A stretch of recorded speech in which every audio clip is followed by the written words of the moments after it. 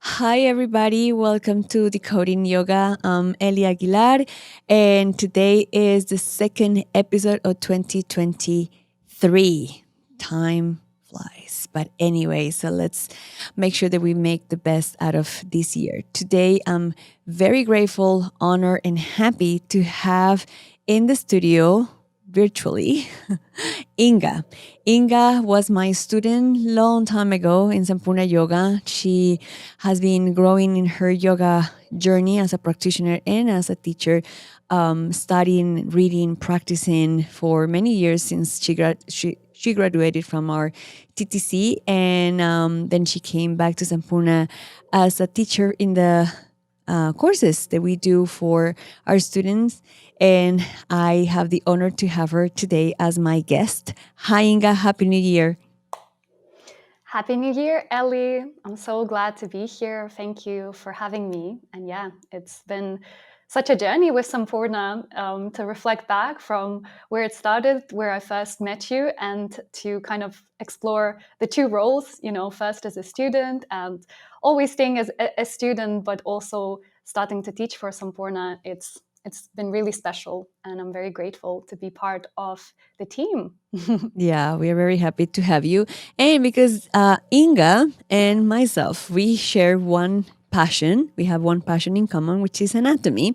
Our conversations when we get together to have coffee and cake are always about anatomy. People think that we're weird.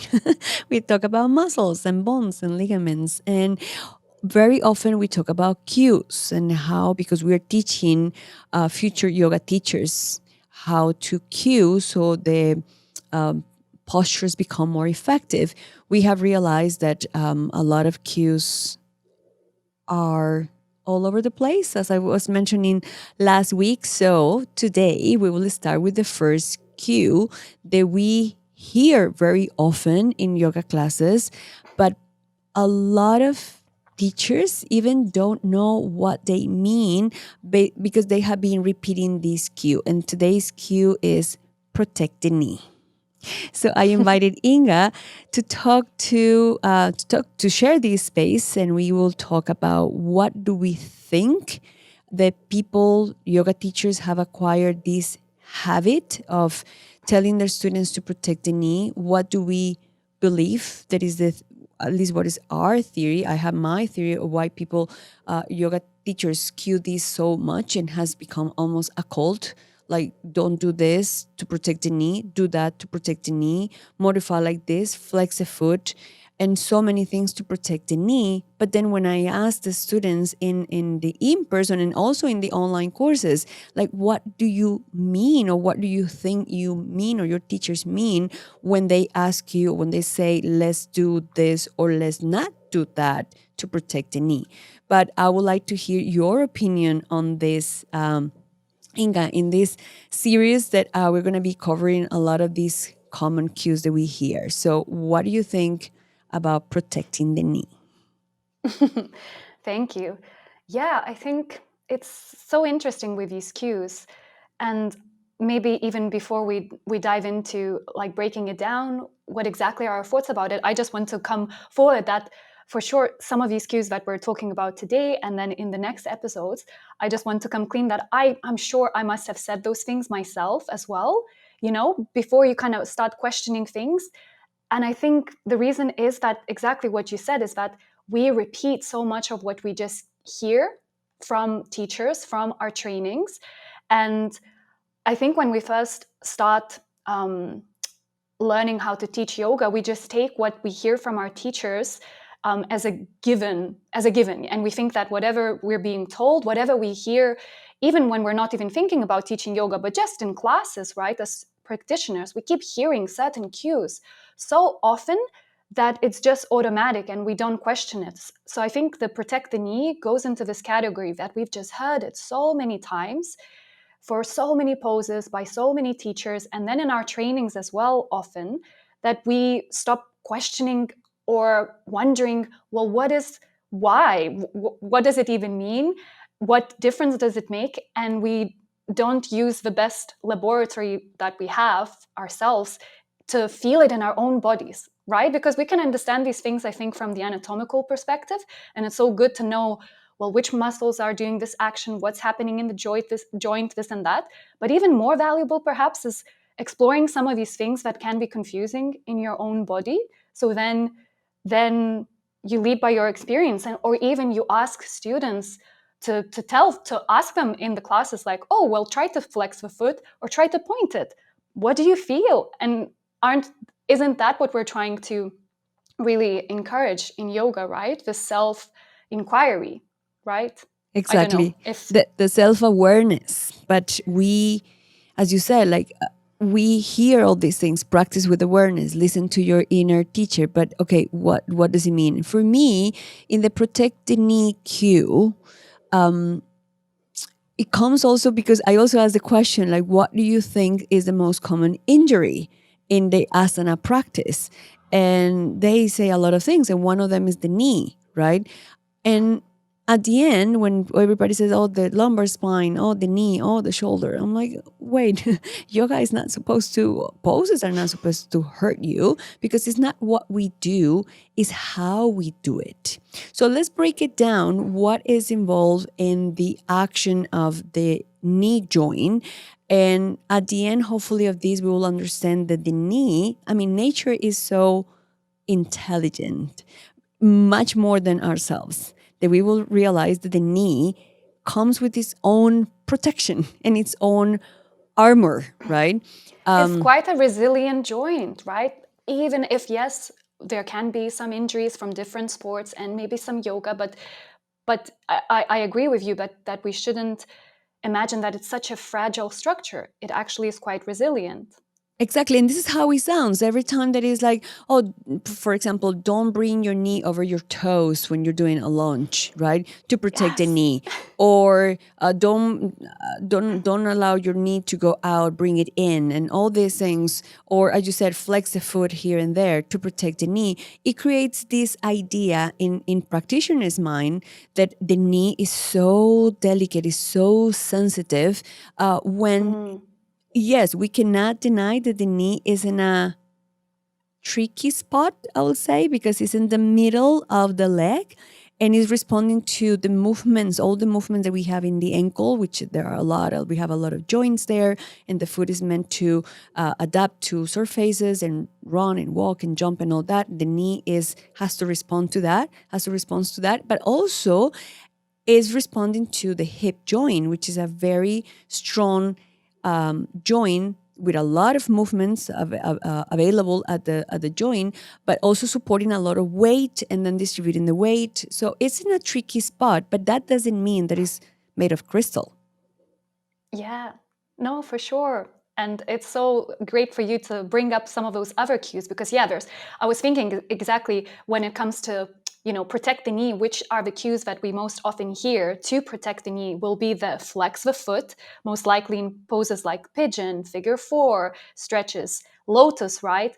But also what you said about protect the knee by not letting the knee pass over the toes and or like never ever put the foot against the knee in a tree pose and things like that. But as with that particular one, to let the knee pass over the toes, when you think about some of our daily movements, like going up the stairs, up a steep hill, or lifting up from the chair to stand up, our knee is passing over our toes. So it's a very normal range of movement that if we avoid it at all costs in yoga, we're actually doing ourselves a bit of a disadvantage to not have the ankle be in that range of motion, right? Yeah, because there is such a relationship between the ankle and the knee and the hip that, if anything, more mobility, the healthy range of motion is good to explore that and to load that from different angles. Yeah, I totally agree. And to start now putting pieces together, I understand because in the moment that you stack one segment on top of the other one, right? If we think about the leg as a kinetic chain, right? It's one system that moves as a whole, but it actually has three parts, more than that, because the foot has a lot of parts. But let's say the foot, the lower leg, and the upper leg are three segments. So the more you stack one segment on top of the other one, the more stable the structure is, right? That's what we have buildings that are, I don't know, 100 and something floors because they're stacked on top of each other. If they were just moving some degree to the right, the last floor will be hanging in the air, right? So I do understand that biomechanical way of thinking, but also again, it's not what we do, it's how we do it. If you want to bring stability and strength and balance, yes, stack one segment on top of the other one. But as you said, we also need to move in a more functional way. That's why I and we both have moved from the aesthetic approach to asanas to the more functional approach. What does it work for you, right? So just very quickly, because I mean, we cannot make a lecture of this and time is running. The knee has the biggest muscles and more powerful muscles. The quads, 4 muscles in the front, the hamstrings, 3 muscles in the back, plus ligaments in both sides, lateral, medial, cruciated, meniscus. It has the patella, which is an extra bone in front of the joint. So at the end, the knee is already protected. Now, the issue that I found is that we don't move from the place that we're meant to move. So in the teacher training courses, when I teach anatomy, I always tell the students, we need to understand the mechanic of the asana. And a lot of asanas require movements of the hip joint, but the hip joint has ability to move in 6 different directions while the knee only can do it in 2. So what can we do? Or what can we tell our audience right now that let's not focus so much on protecting the knee, but instead understanding, and as you said, listening your own body, observing, okay, where is the movement coming from? What am I doing here? And how does it feel? If the movement needs to come from the hip joint, so let's work from the hip joint.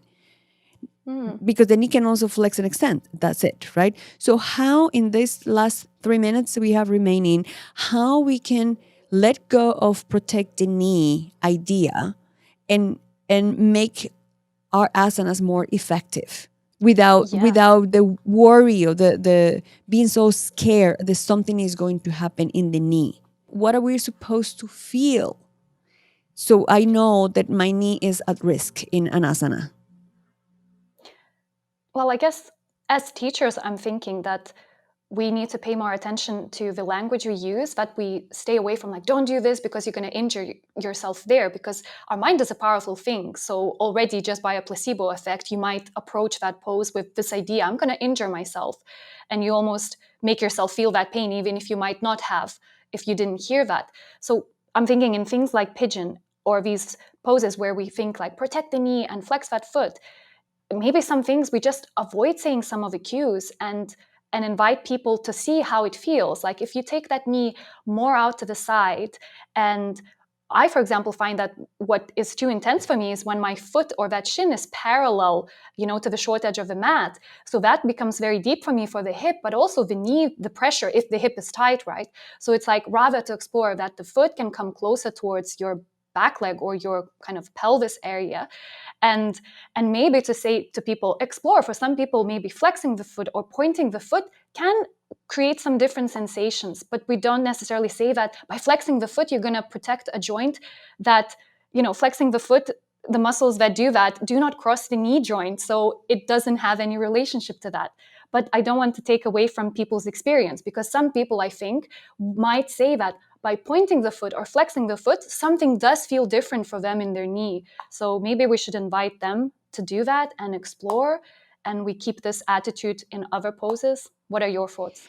I would say, as a wrap up, that when we feel something in the knee, we have to check the hip, because most likely the movement is coming from the hip joint, and the knee is sending you signals that something is not ready yet in the hip joint to do that pose. in the pigeon pose that you have used as an example, we need a very good range of motion in the external rotation of the hip joint. If we're not there yet, or we have a limited range of motion, the knee will send some signals. So I just said, find the placement where your hip is performing in a more effective way, so the other joints, because it's not only the knee, the ankle also is suffering. The ankle doesn't move the way that the hip works. So I would say, if you're going to use that cue as a yoga teacher, use it,